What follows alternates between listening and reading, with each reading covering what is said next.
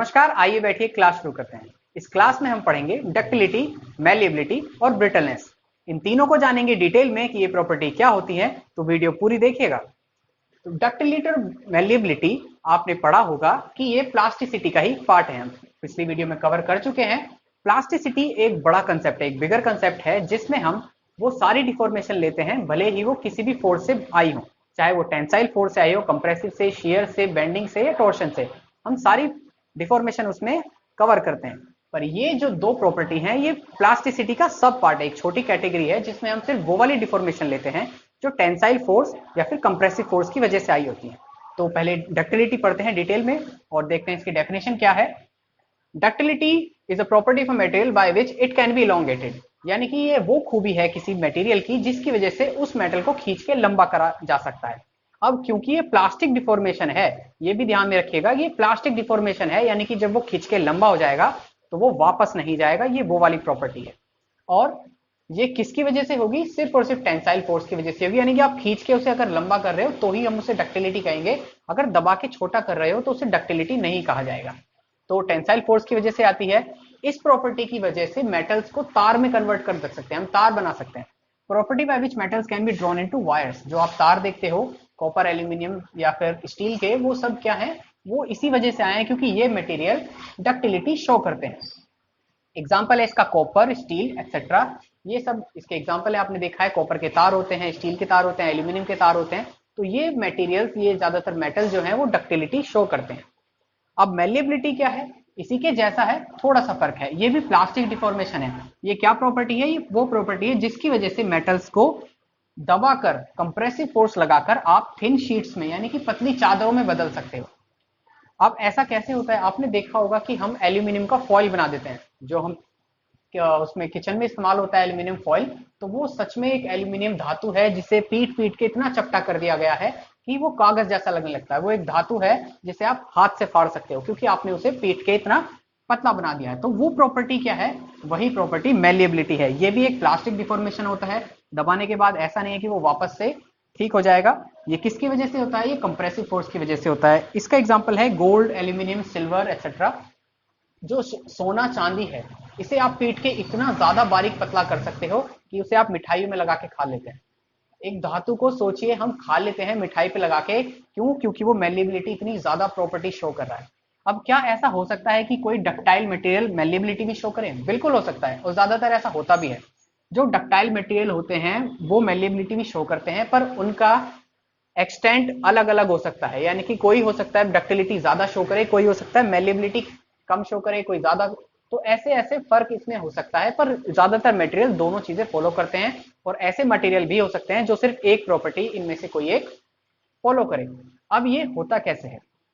जैसे कि मैंने आपको बताया, डक्टिलिटी और इलास्टिसिटी। हो सकता है आप सोच रहे हो कि जो मटेरियल डक्टाइल होगा वो इलास्टिक नहीं होगा, क्योंकि इलास्टिक में तो होता है वो चीज वापस हो जाती है।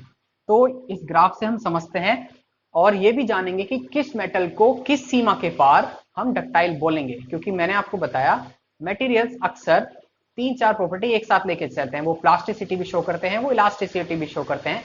तो आखिर उस मटेरियल को हम क्या बोलें?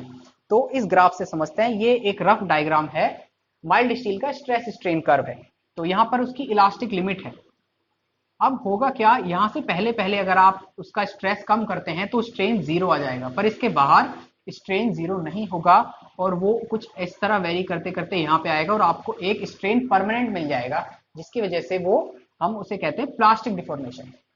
तो डक्टिलिटी आखिर कहां पर शो होती है? डक्टिलिटी शो होती है इसके बाद। अब किस मटेरियल को आप डक्टाइल बोलोगे?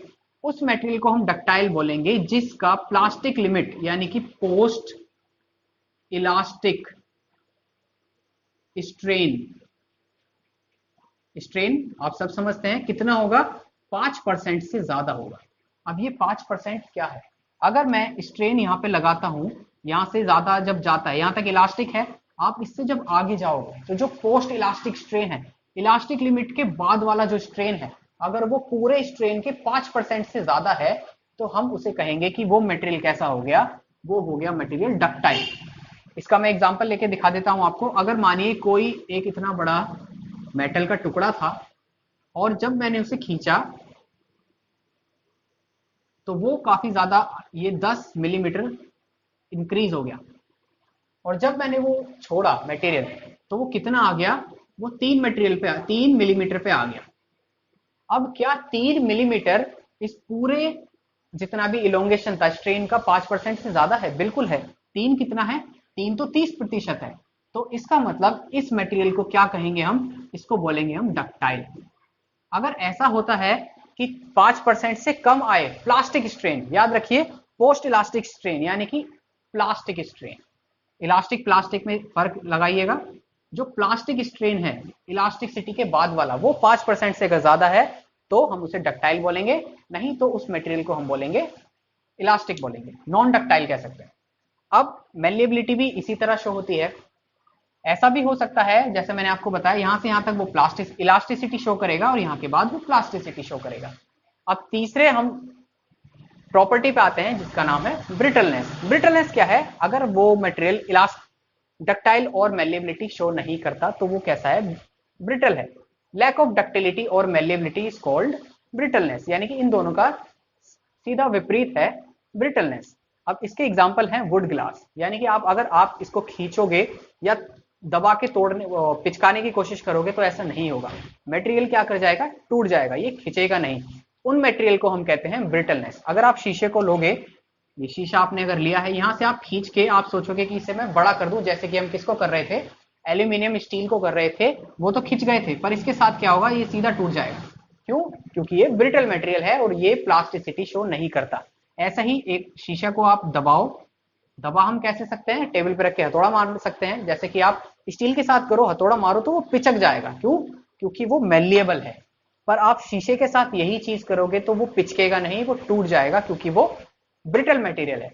ये थी प्रॉपर्टी डक्टिलिटी, मेलिएबिलिटी और ब्रिटलनेस। ये वीडियो आपको कैसी लगी मुझे ज़रूर बताएं। अगर आपका सब्जेक्ट से रिलेटेड कोई डाउट हो तो नीचे कमेंट बॉक्स में लिख दीजिए। और हाँ, चैनल को सब्सक्राइब कर दीजिए। अब हम मिलेंगे अगली वीडियो में। नमस्कार।